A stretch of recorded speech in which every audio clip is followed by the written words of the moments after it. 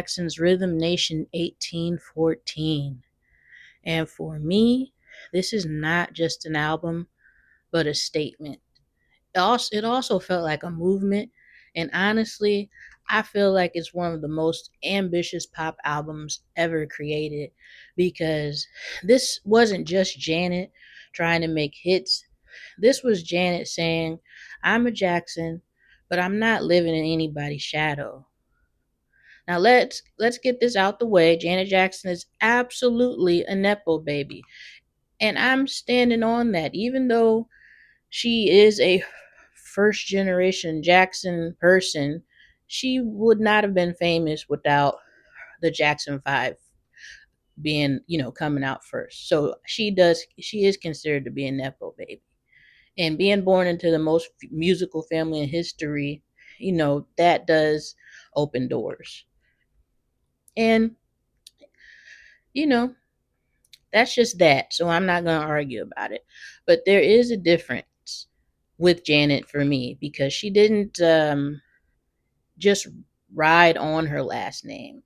She had to redefine it because I believe being a Jackson does come with a lot of pressure. It's like you're expected to be perfect. You're always compared to Michael, and people assume your success is handed to you. So when Control dropped her second album, she broke away from, Joseph, but with Rhythm Nation, she did something even bigger. She gave her success a purpose. And Rhythm Nation becomes different from almost every other pop album of its time because I'd say this is a protest album disguised as a hit machine because we're talking about all these great songs like Rhythm Nation. That's about unity, race, systemic issues. Then you have that song State of the World. It's about homelessness and poverty. And she talks about knowledge, education, empowerment. And for me, what's wild is she didn't sacrifice any of her accessibility to do it. This album still has Miss You Much, which is, it's got to be like, if not my third favorite song of all time. It's got Escapade, which is amazing. Love Will Never Do Without You, which I love that song so much. But when I was a kid, I did not know that it was Janet Jackson for a long time. But that's, she actually has range. And I feel like that song, it really shows it. So, in my opinion, on this album, she balanced out activism with pop perfection. And most artists, they pick one, they pick a side. And Janet's like, nah, I'm going to do both. And I'm also going to say, like, you can't talk about this album without talking about Jimmy Jam and Terry Lewis. This is like where production becomes surgical. Is it sounded that album is so hard and it sounds like industrial, like a factory. Like it's just got that hard hitting sound. And the military rhythm is like insane. And this this album just sounds like complete discipline mixed with like a whole system, a structural system. And then you layer Janet's voice on top of it and it's just amazing. Like I love this album. And we all know like Janet's not the strongest vocalist. Like she isn't Whitney or Mariah, but she never tried to be. And for me it's like her voice is used like an instrument of control and texture because she's got that soft voice and it's so controlled and whispery and it's almost like she's guiding us through the album like and it's not overpowering you like it just works. And that also fits her message because I think if she was doing like all types of vocal gymnastics, we wouldn't be able to have heard what she was talking about and feel all of that energy. So she was perfect for this album and for the message. But besides like her vocals and the songs, we got to talk about the visuals because this might be where Rhythm Nation like becomes an untouchable album. The videos also changed everything. Like for the black and white aesthetic, the military stance, all the choreography. Like Rhythm Nation was awesome. Like you could not take your eyes off of that video. And it was just like a visual manifesto. And then you got Miss You Much, that's also in black and white. And she had that dope choreography with those chairs.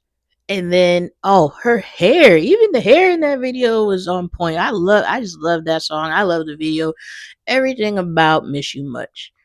Then, oh, All Right, I love that too. And there was a cameo with Cab Calloway and all of the black excellence and history of Harlem, and it was just a beautifully shot video, and that was just amazing. And Escapade, that was definitely a contrast, and it was super bright and it was cool.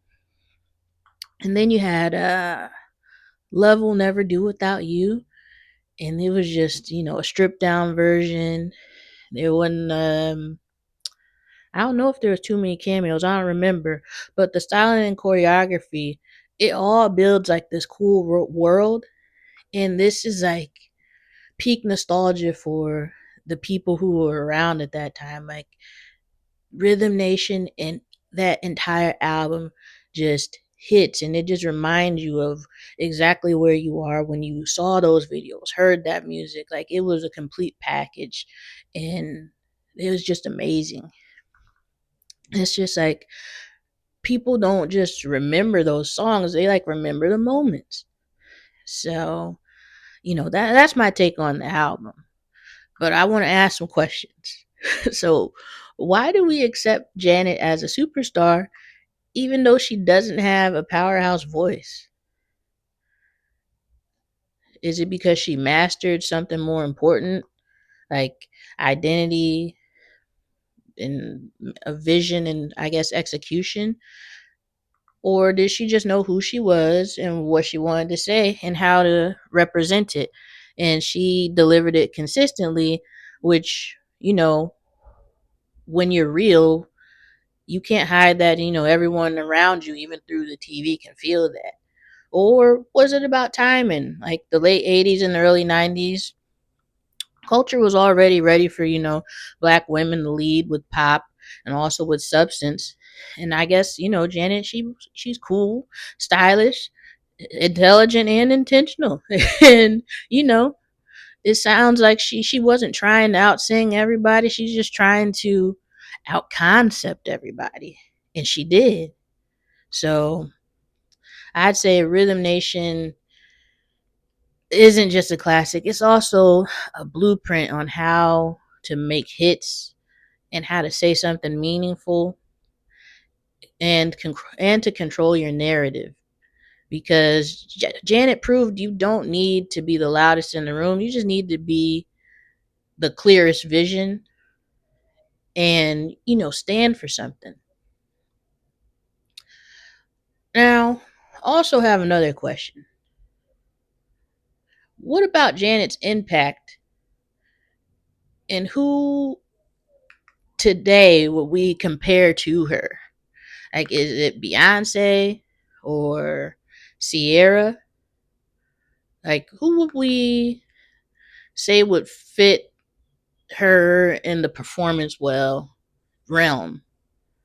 Let me know down in the comments. Remember to like, comment, and subscribe.